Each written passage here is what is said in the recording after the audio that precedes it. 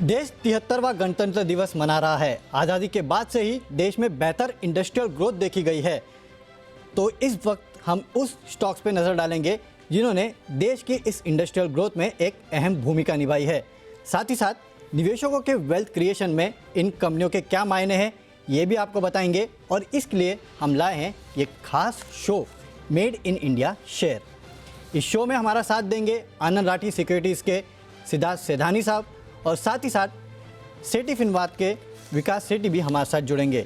साथ ही में हमारे दो सहयोगी आशीष और कुशल भी हमारे साथ जुड़ेंगे जो कि आपको बताएंगे स्टॉक्स के बारे में। सबसे पहले तो आप सभी का बहुत बहुत स्वागत है इस शो में। पहले अपने व्यूअर्स को बता देता हूँ कि इस शो में हम करने क्या वाले हैं। तो इस शो में बेसिकली हम उन कंपनियों पर नज़र डालेंगे जिनकी वेल्थ क्रिएशन में देश की बड़ी भूमिका रही है और हमारे जो गेस्ट है उनसे पूछेंगे कि इन कंपनियों में इन लेवल्स पे क्या करना चाहिए, किस तरह की आगे की बढ़ोतरी जो है आपको इन कंपनीज़ में देखने मिलेगी। तो सबसे पहले आशीष से जानते हैं कि कौन सा स्टॉक उन्होंने चुना है और क्यों चुना है। आशीष बताइए कौन सा स्टॉक है जिस पे आपकी नज़र है और जिसने देश की ग्रोथ में बड़ी भूमिका निभाई है। देखिए बहुत बड़ी भूमिका निभाई है। कंपनी का नाम है टाटा स्टील। और आपको सबसे पहले बात बता देता हूँ कि भारत में जो है पहली इंडस्ट्रियल कोई सिटी अगर डेवलप की गई है तो टाटा स्टील के माध्यम से ही की गई है। जमशेदपुर इसका नाम है और यहाँ से अगर आप देखें तो लगातार प्रगति देखने को मिली है। 1907 यानी प्री इंडिपेंडेंस से अगर आप देखें तो कंपनी जो है अपनी एग्जिस्टेंस में है और एशिया की सबसे बड़ी पूरी तरीके से इंटीग्रेटेड जो है स्टील बनाने वाली कंपनी है। अब फिलहाल अगर आप देखें तो इनका प्रेजेंस काफ़ी ज़्यादा बढ़ चुका है। 26 से ज़्यादा देशों में डायरेक्टली इनकी प्रेजेंस है और करीब 50 से ज़्यादा देशों में इनके जो प्रोडक्ट्स हैं यानी स्टील है इसका इस्तेमाल किया जाता है। लेकिन नियर टर्म के लिए एक बड़ा ट्रिगर ये है कि जिस प्रकार से स्टील सेक्टर में एक बड़ी सुपर साइकिल की शुरुआत हुई है, इसके बाद अगर आप देखें तो डीलेवरेजिंग पर बड़ा फोकस है। यानी कंपनी ने अपने जो कर्ज हैं इससे कम किए हैं और साथ में जो बैलेंस शीट है वो बहुत मजबूत होगी। उसके अलावा एनसीएलटी से अगर आप देखें तो काफ़ी सारी जो स्ट्रेस्ड कंपनीज हैं इनका अधिग्रहण किया तो वहाँ से भी अब जो एक बड़ा टर्न अराउंड देखने को मिला है। तो असल में अगर आप देखें तो भारत से जुड़ी हुई कंपनी है टाटा स्टील। डेफिनेटली क्या देश की पहली सिटी इन्होंने बनाई। हाँ, इंडस्ट्रियल सिटी जिसको कहते हैं, इंडस्ट्रियल सेटअप किया उसके बाद आसपास सिटी का जो डेवलपमेंट हुआ, जमशेदपुर इसका नाम। डेफिनेटली तो देश की पहली इंडस्ट्रियल सिटी बनाने वाली कंपनी टाटा स्टील और जाहिर सी बात है देश की ग्रोथ स्टोरी में सबसे बड़ा अगर किसी का हाथ है तो स्टील सेक्टर और टाटा स्टील का है। विकास जी से पूछते हैं। विकास जी, टाटा स्टील कैसी लगती है कंपनी? आशीष ने बताया कि देश की पहली इंडस्ट्रियल सिटी इन्होंने बनाई थी, अभी भी दमखम है?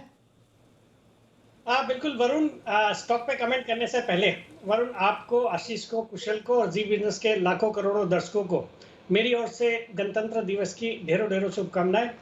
इवन सिद्धार्थ जी को भी शुभकामनाएं। और वरुण, ये जो आपने थीम चूज करी है बहुत ही अच्छी थीम है और एक अपॉर्चुन टाइम पे ये थीम आपने चूज करी है। कल हम गणतंत्र दिवस मनाने वाले हैं और बाजार में जिस तरह का करेक्शन आया है इस तरह की कंपनियों में बिल्कुल एक मौका है खरीदारी करने का। जहाँ तक टाटा स्टील का सवाल है, एक दिग्गज स्टील कंपनी और सही मायने में जो भारत मेड इन इंडिया का जो हम थीम के ऊपर बात कर रहे हैं वो एक भारतीय कंपनी जो कि एक एमएनसी कंपनी भी है। इसने जो कोरस को एक्वायर करके टाटा स्टील यूरोप एक बहुत बड़ा एक सेगमेंट हो गया इस कंपनी का। तो ऑल इन ऑल एक भारत के निर्माण में जो इंफ्रास्ट्रक्चर बनाने में एक बहुत ही बड़ा योगदान रहा इस कंपनी का। बाकी जो रिसेंट करेक्शन के बाद जिन लेवल्स पे ये स्टॉक आ गया है, एक माउथ वाटरिंग लेवल है। स्टील की सुपर साइकिल चल रही है और कंपनी जिस हिसाब से ये जो फर्स्ट हाफ में इन्होंने अपने नंबर्स रिपोर्ट किए हैं, करीबन 21-22 हज़ार करोड़ का पैट रिपोर्ट किया है, उसी को अगर एक्सट्रापोलेट करते हैं तो मुझे लगता है इस साल में हम 45 से 50 हज़ार करोड़ का पैट इस कंपनी से एक्सपेक्ट कर सकते हैं। और कंपनी की मार्केट कैप आज के प्राइस पे रफली 1,35,000 करोड़ की है। तो वैल्यूएशन के लिहाज से भी बहुत ही सस्ता है। एक बहुत ही अच्छा मौका है निवेशकों को इस स्टॉक में निवेश करने का। मेरी खरीदारी की राय है और मेरा इसमें कंजर्वेटिव टारगेट है 9 से 12 महीने का 1450 रुपये का। 1450 के आसपास का कंजर्वेटिव टारगेट है। लेकिन नो डाउट ये एक मल्टी बैगर रहा है एक ज़माने से। पिछले कुछ दिनों में भी आपने देखा कि अच्छी खासी रैली इस काउंटर में आई थी। निश्चित तौर पे अच्छी खासी खरीदारी के मौके बनते हैं। लेकिन अगला स्टॉक कौन सा है ये जानने के लिए चलते हैं कुशल के पास। कुशल, ऑटो सेक्टर से कोई है क्या? 100% ऑटो सेक्टर से है और हीरो मोटोकॉर्प की भूमिका को हम कैसे भूल सकते हैं। इनफैक्ट देश में तो ये सबसे बड़ी कंपनी है ही, जबकि दुनिया की सबसे बड़ी उत्पादक जो है टू व्हीलर उत्पादक हीरो मोटोकॉर्प है। आप देखिए यहाँ पर देश में अगर आप देखें तो करीब 34% मार्केट शेयर के साथ ये अभी भी सबसे आगे है। और साथ ही अगर आप देखें तो यहाँ पर भारत में कंपनी की 8 मैन्युफैक्चरिंग 8 में से 6 मैन्युफैक्चरिंग यूनिट्स है इनफैक्ट यहाँ पर। और साथ ही आप देखिए यहाँ पर बाकी जितने भी टू व्हीलर ऑटो कंपनियां हैं वो उनका बड़ा फोकस जो है खासकर प्रीमियम मोटरसाइकिल्स पर हमें देखने को मिलता है। बट हीरो मोटोकॉर्प ग्रामीण इलाकों में भी यहाँ पर पहुंची हुई है और रूरल प्रेजेंस भी इनका काफी सिग्निफिकेंट है। इनफैक्ट इकोनॉमी से लेकर एंट्री लेवल सेगमेंट से लेकर प्रीमियम सेगमेंट तक यहाँ पर कंपनी की जितने भी मॉडल्स हैं वो मौजूद हैं। और कंपनी अब जो फोरे कर रही है वो टू व्हीलर इलेक्ट्रिक, इनफैक्ट जो है आप कह सकते हैं इलेक्ट्रिक स्पेस पे यहाँ पर कंपनी की बड़ी इन्वेस्टमेंट्स आती हुई नजर आ रही है। इनफैक्ट पिछले 2-3 हफ्तों में आप देखिए लगातार एथर एनर्जी में भी इन्वेस्टमेंट्स किया, उसके बाद यहाँ पर जो बैटरी खासकर स्वैपिंग टेक्नोलॉजी कंपनी है गोगोरो, उसमें भी कंपनी जो है इन्वेस्ट करती हुई नजर आई है। तो ओवरऑल ट्रांजिशन जो हो रहा है लगातार हीरो मोटोकॉर्प में वो भी काफी देखने लायक है। और अभी भी आप 52 वीक हाई से देखेंगे तो 24% निचले स्तरों पर कारोबार कर रही है। डेफिनेटली, तो देश की दिग्गज टू व्हीलर कंपनी है हीरो मोटोकॉर्प और अब तो ईवी स्पेस में भी अपनी पैर जमा रही है। तो सिद्धार्थ जी से पूछते हैं कि स्टॉक में क्या करना चाहिए। सिद्धार्थ जी, हीरो मोटोकॉर्प देश का हीरो, करना क्या चाहिए स्टॉक में? बिल्कुल वरुण, पहले तो रिपब्लिक डे की बहुत बहुत शुभकामनाएं आप सभी को और हमारे इंटेलिजेंट इन्वेस्टर्स को और दर्शकों को। ओवरऑल पर्सपेक्टिव से आपने जो हीरो मोटोकॉर्प की बात की, मैं मानता हूं इसके नाम में ही स्मार्टनेस है और ये तो नाम ही है इसका हीरो। तो हीरो मोटोकॉर्प में डेफिनेटली खरीदारी करनी चाहिए और इसने देश का बड़ा नाम रोशन किया है क्योंकि आज मैन्युफैक्चरिंग के दृष्टिकोण से आज टू व्हीलर में सबसे तेज और सबसे बड़ी कंपनी हीरो मोटोकॉर्प है। जैसे आशीष ने बहुत सही तरीके से बताया कि इन्होंने इलेक्ट्रिक व्हीकल में आथर में एक इन्वेस्टमेंट अभी फिलहाल बहुत बढ़ाया है 4000 करोड़ से। साथ ही साथ इन्होंने इलेक्ट्रिक व्हीकल अपनी खुद की मार्च 2022 में लॉन्च करेंगे। बहुत ही बेहतरीन कंपनी है, मार्जिन इंप्रूव हो सकते हैं आने वाले टाइम में। हीरो पे डेफिनेटली खरीदारी करनी चाहिए। लॉन्ग टर्म हमारे जो टारगेट्स आप सोचेंगे कि इतने बड़े टारगेट्स, बट जी हाँ 3650 के टारगेट्स होंगे 12 महीने के पर्सपेक्टिव से 3650, और आपको जरूर खरीदारी करनी चाहिए क्योंकि कभी भी ये सेक्टर जो है ऑटोमोबाइल भले निराशा दे रही है आज, बट कभी भी ये सरप्राइज कर देगा और ये साल का बेस्ट सेक्टर बन सकता है। हीरो पे जरूर खरीदारी करें। डेफिनेटली, तो इस साल का बेस्ट सेक्टर बन सकता है ये टू व्हीलर स्पेस। 3650 तगड़े टारगेट से अपसाइड तगड़े आपको देखने मिल सकते हैं हीरो मोटोकॉर्प में। लेकिन चलिए अगले स्टॉक की तरफ चलते हैं। आशीष बताइए कौन सा स्टॉक है और कौन से सेक्टर से है?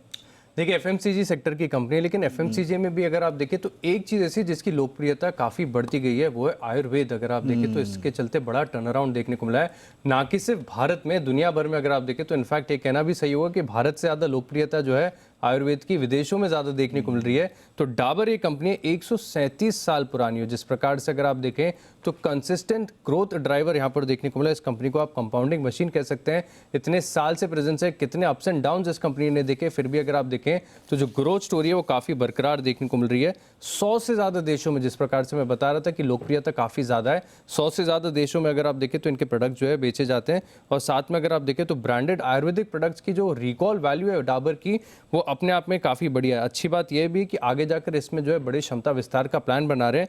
5 साल में 500 करोड़ का केपेक्स प्लान करने वाले। तो आगे आप ये भी समझ सकते हैं कि यहाँ से जो कंपनी की आय और मुनाफा है इसमें आपको ज़बरदस्त ग्रोथ नजर आएगी। डेफिनेटली, तो डाबर ये वो कंपनी है देश में ही नहीं दुनिया भर में आयुर्वेद को पहुंचाने का काम जो है बड़े पैमाने पे ये कंपनी कर रही है और अपने आप में ग्रोथ स्टोरी जो है डाबर की काफ़ी बेहतर रही है। लेकिन विकास जी से पूछते हैं, विकास जी डाबर कैसा लगता है? आयुर्वेद की बड़ी स्टोरी है डाबर में। तो बिल्कुल बिल्कुल वरुण, जैसे आशीष बता रहे थे, ये दुनिया की आयुर्वेद प्रोडक्ट्स बनाने वाली सबसे बड़ी कंपनी है और इसने हम भारतीयों का जो सेहत का पूरा ख्याल रखा है। इनके जो प्रोमिनेंट पॉपुलर प्रोडक्ट्स हैं हम सब ने कभी ना कभी यूज़ किया या करते ही हैं। जैसे डाबर च्यवनप्राश है, डाबर आंवला, डाबर हनी, फिर रियल नाम से इनके फूड प्रोडक्ट्स भी आते हैं। मुझे लगता है ये स्टॉक भी बहुत ही अच्छा करना चाहिए आने वाले सालों में और सॉलिड, फंडामेंटली एक सॉलिड कंपनी है। मैं इसके बैलेंस शीट देख रहा था, ऑपरेटिंग प्रॉफिट मार्जिन से अराउंड 21-22% के, रिटर्न ऑन इक्विटी 22% का, एक ऑलमोस्ट नेग्लिजिबल डेट है, 0.06 का डेट इक्विटी रेशियो। सितंबर क्वार्टर भी बहुत अच्छा था। मुझे लगता है ये जो गिरावट आई है बाजार में एक अच्छा मौका है इस स्टॉक को भी खरीदने का और मेरा इसमें 9 से 12 महीने का टारगेट है 700 रुपये। चलिए, तो 700 रुपये के आसपास के टारगेट आपको 9 से 12 महीने में देखने मिल सकते हैं। डाबर आयुर्वेद की दुनिया की सबसे बड़ी कंपनी। लेकिन आशीष, ये कोई प्रोडक्ट यूज़ किया आपने इसके आयुर्वेद के? अरे च्यवनप्राश पूरे 1.5 साल से खा रहे, इम्यूनिटी बना रहे हैं, कितने वेरिएंट आ गए और पता नहीं आगे भी कितने समय तक खाना पड़ेगा। तो च्यवनप्राश तो मैं मानता हूँ कि हर घर में बिकता है, हर घर में है, प्रेजेंस है इसकी। डेफिनेटली, तो हर घर में आपको च्यवनप्राश मिलेगा। एटलीस्ट जो कोविड की सिचुएशन आई उसके बाद तो मतलब दवाइयों से ज़्यादा च्यवनप्राश बिका है, ये हाल हो गया है। चलिए तो ठीक है, डाबर ये वो कंपनी है जहाँ पे आपको खरीदारी करना है। देश का नाम आयुर्वेद में इसने सबसे ज़्यादा बढ़ाया है। लेकिन चलिए आप चलते हैं कुशल के पास। कुशल बताइए कौन सा स्टॉक आपके पास है, सेक्टर कौन सा है? देखिए, सेक्टर रिन्यूएबल एनर्जी भी कह सकते हैं, ईवी भी कह सकते हैं। दोनों में ही कंपनी की बड़ी प्रेजेंस है। टाटा पावर, आप देखिए 100 साल से ज्यादा का अनुभव है कंपनी का, और आप टाटा ग्रुप की कंपनी पर तो संदेह कर ही नहीं सकते हैं। कॉर्पोरेट गवर्नेंस के मामले में सबसे अव्वल है, और साथ ही आप देखिए 13,000 मेगावाट से ज्यादा की क्षमता है कंपनी की। कंपनी के पास थर्मल, हाइड्रो और रिन्यूएबल पावर एसेट्स हैं, और आप देखिए रिन्यूएबल उत्पादन को 2025 तक यहाँ पर 15 गीगावाट तक ले जाने का प्लान है। इनफैक्ट ये सरकार का भी काफी बड़ा जो है योगदान इसमें है। आप देखिए रिन्यूएबल एनर्जी को लेकर लगातार प्रधानमंत्री मोदी जी जो है इस पर फोकस कर रहे हैं, और साथ ही आप देखिए देश भर में 10,000 ईवी चार्जिंग पॉइंट्स लगाने का भी प्लान है। तो जाहिर सी बात है कि टाटा मोटर्स तो हम देख ही रहे हैं कि कितनी बढ़िया सक्सेस हो रही है ईवी स्टोरी में, और इसके साथ साथ ईवी इंफ्रास्ट्रक्चर में, ईवी चार्जिंग स्टेशंस में आप टाटा पावर की जो भूमिका है वो आगे चलकर और भी अहम होती हुई नजर आएगी। डेफिनेटली। तो दो स्पेस है बेसिकली जिसको ये काफ़ी बड़े पैमाने पे केटर करते हैं, राइट कुशल? एक तो पावर, और उसमें भी ईवी, जो कि सबसे ज़्यादा ज़रूरी है आपकी गाड़ी चलाने के लिए। अगर टाटा पावर की ईवी नहीं होगी, यानी कि जो चार्जिंग स्टेशन जो कि ये सबसे बड़े पैमाने पे बना रहे हैं, तो आप गाड़ी चलाओगे कैसे? लेकिन ठीक है, टाटा पावर लगातार इस खबर पे चला भी है स्टॉक पूरे साल।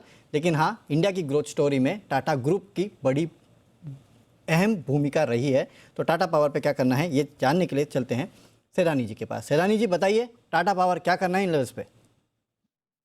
देखिए वरुण, इसके पावर के बगैर गाड़ी आगे बढ़ ही नहीं सकती है। वो है टाटा पावर, एकदम सही सटीक कंपनी। इलेक्ट्रिक व्हीकल, साथ ही साथ उसके इंटीग्रेटेड पावर प्लांट्स जो हैं वो तो बहुत अच्छा बिजनेस कर ही रहे हैं। रिन्यूएबल एनर्जी में एक नया निवेश आने की भी योजना है, जो ब्रेकिंग न्यूज जी बिजनेस द्वारा ही की गई थी। तो मैं मानता हूं कि रिन्यूएबल एनर्जी में भी अगर कोई इन्वेस्टमेंट और आता है, साथ ही साथ अगर देखा जाए तो जिस हिसाब से इलेक्ट्रिक व्हीकल का जो थीम चल रहा है, इसमें एक पुश आता है, तो टाटा पावर जरूर खरीदना चाहिए, क्योंकि 236 के आसपास का भाव होगा। मैं मानता हूं 264 तो पहला पड़ाव है, और 264 का ही टारगेट दे रहा हूं। पहला पड़ाव 264 का है। इलेक्ट्रिक व्हीकल स्टेशन की बात करें तो 1000 के ऊपर तो बन ही गए। एक मुंबई की बात करूंगा वरुण, ओबेरॉय मॉल में एक मेरे जानकार ने कहा कि ओबेरॉय मॉल जो वेस्टर्न एक्सप्रेस हाईवे में मुंबई में है, वहां पे भी चार्जिंग स्टेशंस जो ईवी के हैं वो टाटा पावर ने एस्टैब्लिश किए। तो अब हमारे आसपास इर्द गिर्द सब जगह टाटा पावर ही टाटा पावर है। 264 के टारगेट के लिए future of electric vehicle is Tata power. Definitely. तो फ्यूचर ऑफ ईवी जो है वो टाटा पावर है। और सिद्धार्थ जी ने तो चैनल चेक किया है कि ओबेरॉय मॉल में भी मुंबई में जो चार्जिंग स्टेशन है ईवी के, वो बेसिकली टाटा पावर के। तो 264 के आसपास के लेवल जो है अगले 12 महीने में ये काउंटर आपको दिखा सकता है।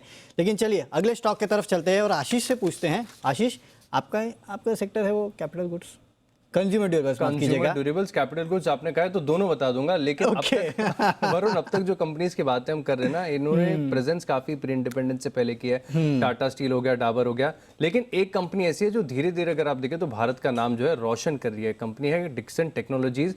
भारत में electronic manufacturing, in fact contract electronic manufacturing के लिए जो है सबसे बड़ा नाम है। इसको अगर सम अप करना चाहूंगा तो big brand behind the brands, जो दूसरे ब्रांड्स हैं, बड़े ब्रांड्स हैं, इनके लिए जो है मैन्युफैक्चरिंग कर रहे हैं। और इनका प्रोडक्ट पोर्टफोलियो तो इतना बड़ा है कि अगर मैं आपको पूरे प्रोडक्ट बताते चले जाऊं तो हो सकता है कि शो की समाप्ति हो जाए। तो आप देखिए, मोबाइल फोन्स हैं, सेट टॉप बॉक्सेस हैं। सेट टॉप बॉक्स केवल 20 लाख की जो लागत है इसके साथ इन्होंने शुरुआत कर दी थी। टीवीज बना रही है, मेडिकल डिवाइसेस, एलईडीज, बहुत सारे जो इक्विपमेंट्स है इसका ये निर्माण करते जा रहे हैं। और सरकार का भी अगर आप देखें तो बड़ा फोकस है, क्योंकि इससे पहले अगर आप देखें तो भारत जो है बड़ी बड़ी संख्या में जो है इसको इम्पोर्ट किया करता था। और जो एफटीए देश हैं यहाँ से रीरूट होकर आते थे, चाइना से आते थे, वियतनाम से आते थे, लेकिन अब इसकी जो है डोमेस्टिक मैन्युफैक्चरिंग की शुरुआत हो गई है। तो इसका एक बड़ा फायदा जो है भारत को भी देखने को मिल रहा है। इनफैक्ट कंपनी की जो प्रगति अगर आप देखें तो काफ़ी बढ़िया देखने को मिल रही है, स्टॉक प्राइसेस में रिफ्लेक्ट भी करता है।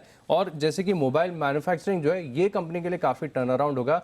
बहुत बार मैंने मैनेजमेंट से बात की और हर बार उन्होंने यही कहा कि अगले 3 से 4 साल में आप देखेंगे कि जो मोबाइल फोन्स है ये कंपनी की आय में मेजॉरिटी कंट्रीब्यूशन रखेंगे। फिलहाल 25% के आसपास आती है, लेकिन 4 से 5 साल बाद अगर आप देखेंगे तो सबसे बड़ा जो कंट्रीब्यूटर होगा वो मोबाइल फोन मैन्युफैक्चरिंग होगा। और इसके एक्सपोर्ट्स को जो पुश मिलेगा, इसके चलते अगर आप देखें तो भारत का जो नाम है वो ये कंपनी रोशन करेगी। डेफिनेटली। तो शायद पास्ट इतना नहीं है ये कंपनी का, लेकिन इंडिया का अगर फ्यूचर अगर किसी कंपनी पे डिपेंडेंट है तो वो है डिक्सन टेक जैसे कंपनीज, जो कि भारत में काफ़ी सारे दूसरे ब्रांड्स के लिए मैन्युफैक्चरिंग करती है और कहीं ना कहीं भारत का नाम रोशन कर रही है।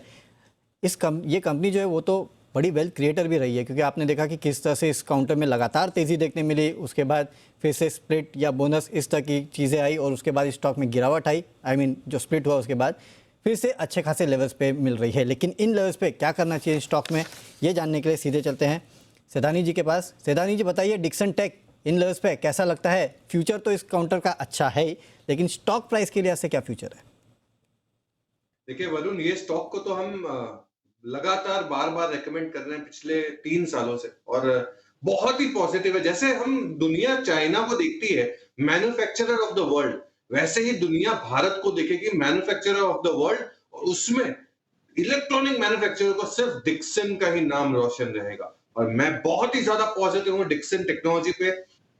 सारे कारण तो आशीष ने बहुत अच्छे से बता दिए आपको विस्तार से, बट मैं ये कहूंगा कि एलईडी में अगर दुनिया में एक नंबर कोई कंपनी आएगी मैन्युफैक्चरिंग में, तो डिक्सन आएगी आने वाले समय में। साथ ही साथ एसर के लैपटॉप्स 5 लाख लैपटॉप्स करने की योजना, भारती के साथ करार, और इसके ऊपर मोबाइल फोन्स का जो कंट्रीब्यूशन आ सकता है, जैसे एमआई का तो आज आ रहा है, और भी मोबाइल फोन्स का कंट्रीब्यूशन आएगा डिक्सन टेक पे। ये 4 चांद लगाने वाली कंपनी है, और आउटसोर्सिंग कॉन्ट्रैक्ट मैन्युफैक्चरिंग की कंपनी डिक्सन टेक, हम बहुत ही ज्यादा पॉजिटिव है पिछले 3 सालों से। आज भी हमारा टारगेट बरकरार है 5,936 का।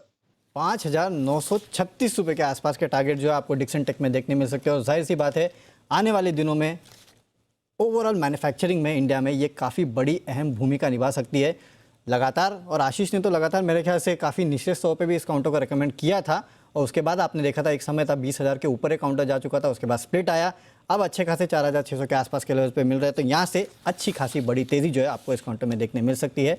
बने रहिए इस काउंटर में।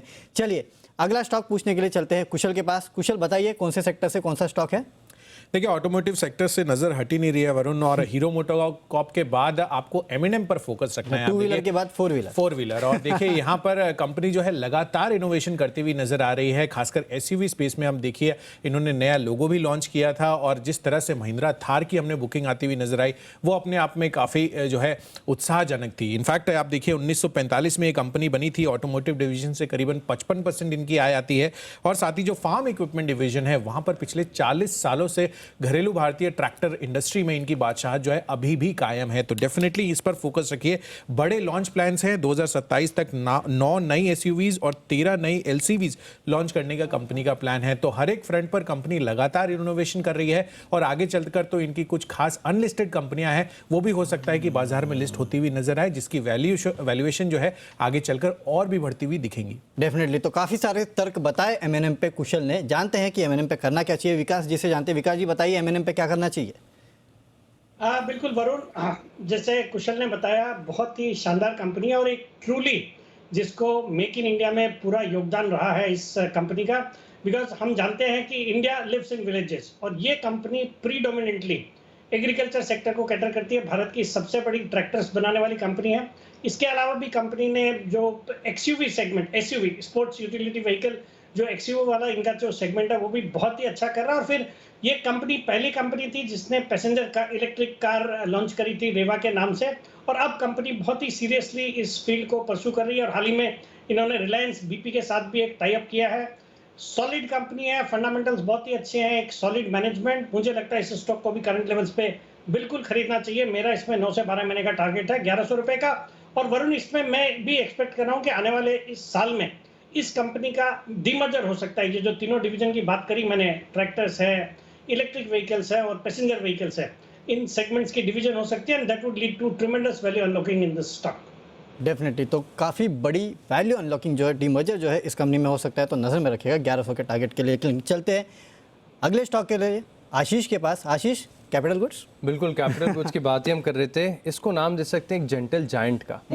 एल&टी इस कंपनी का नाम है। अगर आप देखें तो भारत के जो इंफ्रास्ट्रक्चर है, इसमें अब तक का रोल जो है काफ़ी शानदार है, लेकिन अब जो रोल है उसकी असल में शुरुआत हो रही है, क्योंकि भारत सरकार का जिस प्रकार से इंफ्रास्ट्रक्चर पर फोकस है, इससे एक बड़ा फायदा देखने को मिलेगा। जब आप समझ सकते हैं कि मुंबई जैसे प्रमुख शहरों में मेट्रो बनने की शुरुआत अब हो रही है, तो काफ़ी सारे छोटे शहर ऐसे हैं जिनमें इनको ऑर्डर जो है बहुत मिलते हुए नजर आएंगे आगे जाकर। फिलहाल भी ऑर्डर बुक आप देखें तो बहुत दमदार है, 3 लाख करोड़ के आसपास की जो है ऑर्डर बुक स्टॉक है, डिफेंस है, शिप बिल्डिंग है, पावर है, हाइड्रोकार्बन है और इसके साथ एल&टी टेक और एल&टी इन्फोटेक दोनों में इस कंपनी की जो हिस्सेदारी है इसका भी एक बड़ा बेनिफिशियरी देखने को मिलेगा। अब तक स्टोरी काफ़ी शानदार रही है, लेकिन ग्रोथ स्टोरी की जो असल शुरुआत है और अगले 5 साल 10 साल जो है कंपनीज के लिए बड़े शानदार होंगे। डेफिनेटली, तो अगले 5 से 10 साल जो है कंपनी के लिए काफ़ी शानदार हो सकते हैं। और जैसे कि आशीष कह रहे हैं जेंटल जाइंट ऑफ इंडिया, तो सैदानी जी इस जेंटल जाइंट के साथ क्या करना चाहिए? ग्रोथ स्टोरी की बात करें तो एल&टी उसका दूसरा नाम है। क्यों? क्योंकि जिस हिसाब से इंफ्रास्ट्रक्चर में हमारा देश थोड़ा सा पीछे है दूसरे डेवलप कंट्रीज के सामने, एक एल&टी ही एकमात्र ऐसी जायंट है जो मैं मानता हूं कि इंडिया की ग्रोथ स्टोरी को इंफ्रास्ट्रक्चर के थ्रू पूरा कर सकता है। बहुत ही पॉजिटिव है। आशीष ने सारी डिटेल बता दी, बट इसके साथ ये बता दूंगा ऑर्डर बुक में आने वाले 2 सालों के लिए 12 से 15% का ग्रोथ मैनेजमेंट लगा के चल रही है। रेवेन्यू में दमदार 15% का ग्रोथ। और इंफ्रा में दर्शकों के लिए जानने के लिए बता दूं कि इंफ्रा मतलब एग्जीक्यूशन, और एल&टी जो एग्जीक्यूशन करता है सही टाइम पे, सटीक टाइम पे, तो एल&टी में बहुत ही ज्यादा पॉजिटिव है। आज से नहीं, शायद अनिल जी होते तो अनिल जी कहते कि ये तो कब से रेकमेंड किए जा रहे हैं, बट एल&टी पे 1500 पे भी बाइंग की राय थी, आज 1900 है तब भी बाइंग की राय है, और अभी टारगेट है 2281, 2280 का टारगेट होगा एल&टी पे। बिल्कुल खरीदे और बजट में बहुत बड़ा पॉजिटिव आ सकता है एल&टी के लिए।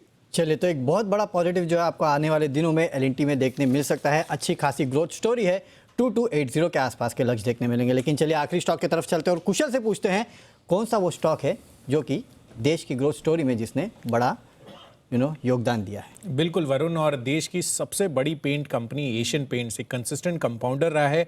पूरे देश भर में अगर आप देखें तो 70,000 से ज़्यादा डीलर नेटवर्क्स हैं कंपनी के, और साथ ही आप देखिए 11 मैन्युफैक्चरिंग यूनिट्स है, और कंपनी की कुल आय में करीबन 75 से 80% हिस्सा भारत से ही आता है। तो ट्रूली इंडियन कंपनी है और बेहतरीन रिटर्न जो है लगातार ये कंपनी देती आ रही है जितने भी इनके इन्वेस्टर्स हैं।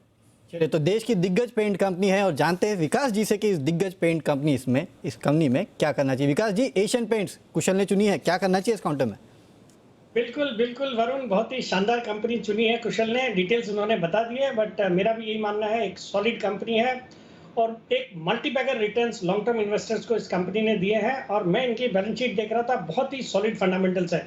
रिटर्न रेशियोज क्लोज टू 25% है, रिटर्न ऑन इक्विटी एक ऑलमोस्ट जीरो डेट कंपनी है, बहुत अच्छी दर से पैट में कैगर इसका देखा जा रहा है, पिछले 3 साल का पैट का कैगर है अराउंड 26%। और जिस तरह से हम रियल एस्टेट, हाउसिंग और ऑटो में डिमांड देख रहे हैं, ये स्टॉक ऑल्दो करंट लेवल्स पे थोड़ा एक्सपेंसिव है, but quality always comes at a price. But फिर भी मुझे लगता है ये स्टॉक बहुत ही अच्छा करेगा आने वाले क्वार्टर्स, आने वाले सालों में। मेरा इसमें 1 साल का कंजर्वेटिव टारगेट है 3750। चलिए, तो 3750 के आसपास का लक्ष्य जो है आपको इसमें देखने मिल सकता है, यानी कि बड़े अपसाइड जो है आपको इस काउंटर में आने वाले दिनों में भी देखने मिल सकते हैं। तो इस शो में हमने कुल मिला के 8 स्टॉक्स पे चर्चा की, जो 8 स्टॉक्स है वो मेरे सहयोगी आशीष और कुशल ने आपको बताया, और विकास जी और सैदानी जी ने इन पे दिए अपने कॉल्स। आप सभी का बहुत बहुत शुक्रिया हमारे साथ इस शो में जुड़ने के लिए। विकास जी, सैदानी जी, आशीष, कुशल, आपका सबका बहुत बहुत शुक्रिया। चलिए, इस शो में फिलहाल इतना ही, वक्त हो गया एक ब्रेक का। आगे खबरों का सिलसिला आगे भी जारी रहेगा, बने रहिए जी बिजनेस के साथ।